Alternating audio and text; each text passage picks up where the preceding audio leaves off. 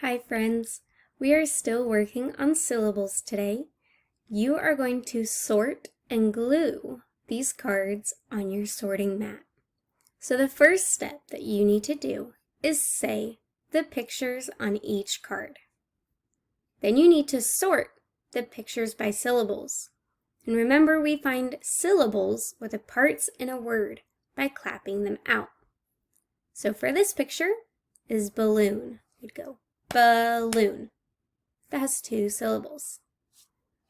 This picture is butterfly. Butterfly. That has 3 syllables.